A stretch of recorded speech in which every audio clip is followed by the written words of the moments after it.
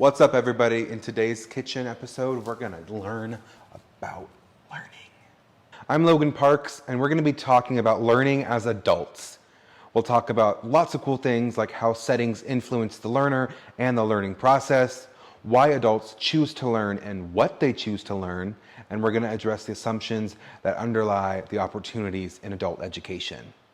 So I know what you're thinking. Am I learning now? Well, hopefully, in part 2 to that thought, am I the adult learning?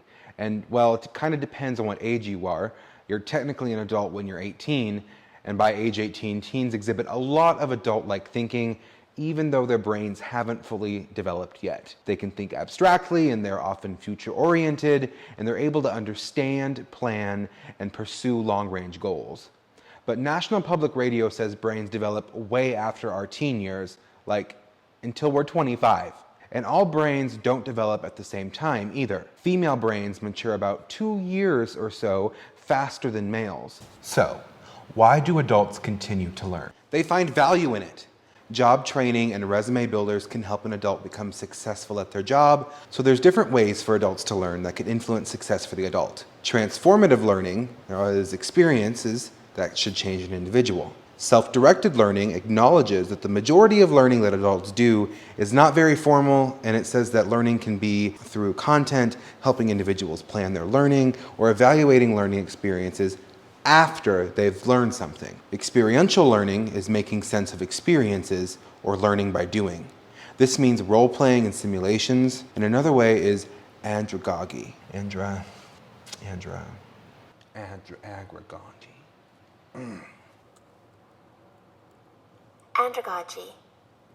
Andragogy.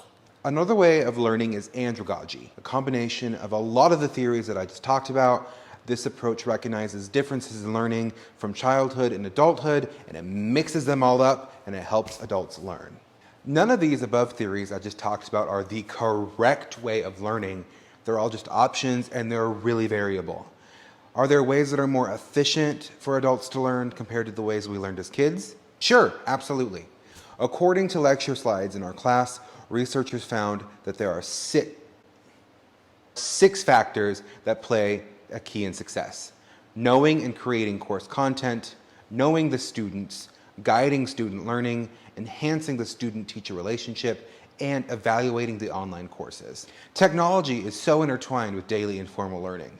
Our book, Learning in Adulthood, A Comprehensive Guide by Susan B. Merriam and Lisa M. Baumgardner, talks about, quote, how today's older adults are also increasingly better educated, in better health, and many are more economically better off than previous cohorts. And it also talks about tuition waivers for education programs for adults to go back to school. So I read this chapter on an app on my phone, something that was not available due to a lack of technology 25 years ago when my dad went to college. So I'm learning a completely different way than my dad did, thanks to technology.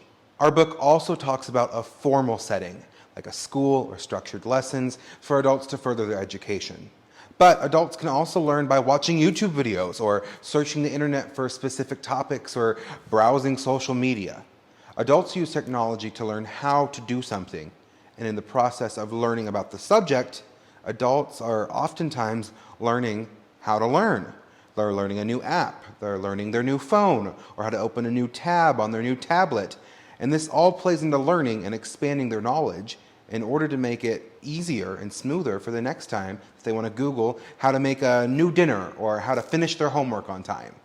In an article titled Andragogy, adult learning, it's about adult learning, okay? I just can't say it. In an article titled This Word in Adult Learning, Steve Brown and Charlotte Cochran talk about Malcolm Knowles, who says this word includes 6 assumptions: the need to know, the learner's self-concept, the role of the learner's experiences, readiness to learn, orientation to learning, and motivation. As we grow and mature, education shifts from a dependent relationship between us and our teacher into an independent experience. We shift from needing a teacher explaining a subject to us word for word to us researching solutions for ourselves. In a training context, this means that adult learners can thrive in independent settings and with instructor-led training. The trainer can serve as a facilitator instead of more of a teacher, and this provides learners with an environment that allows them to think for themselves and to make decisions and make mistakes and learn from those decisions and their actions.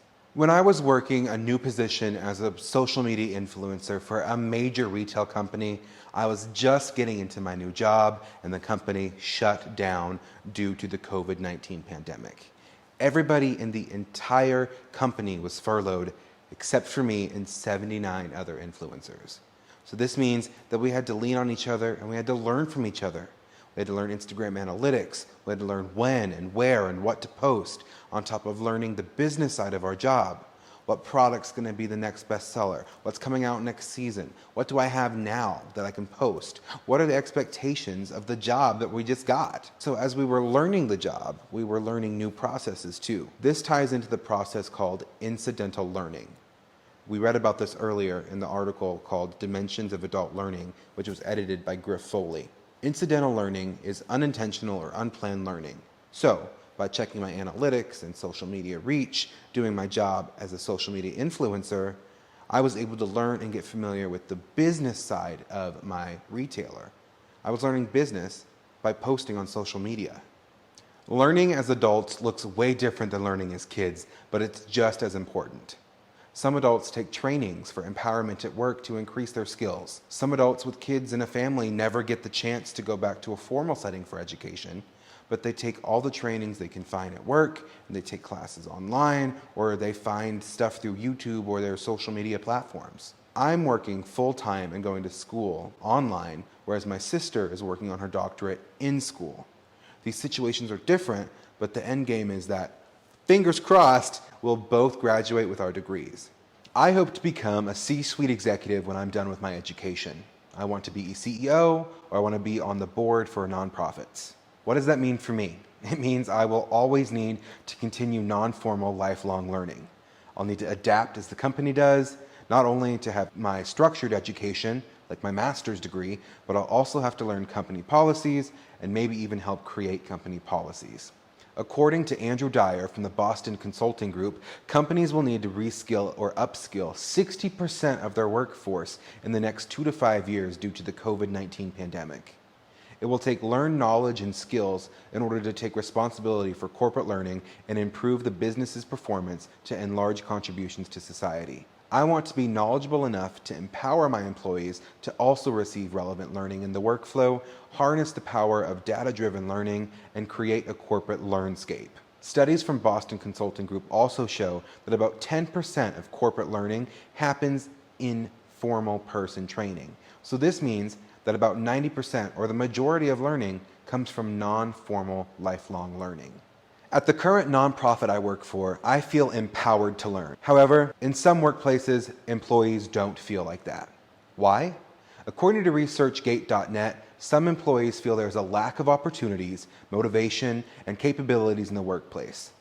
Other barriers in the workplace can include a lack of sense of community, busy schedules, noisy environments, and underdeveloped learning culture. So how do we combat these barriers? At my current employment, there are online learning modules that are assigned to us.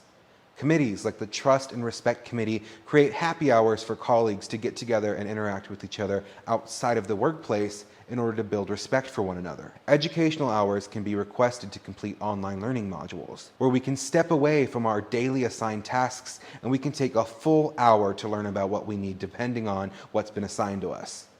We also have a dedicated floor with technology like laptops and desktops and quiet spaces to work. A learning environment is crucial in creating workplace success, and I hope to have the funds and the abilities to create spaces like I have at my current employment when I am a C-suite executive. Thanks for tuning in. Here are my references.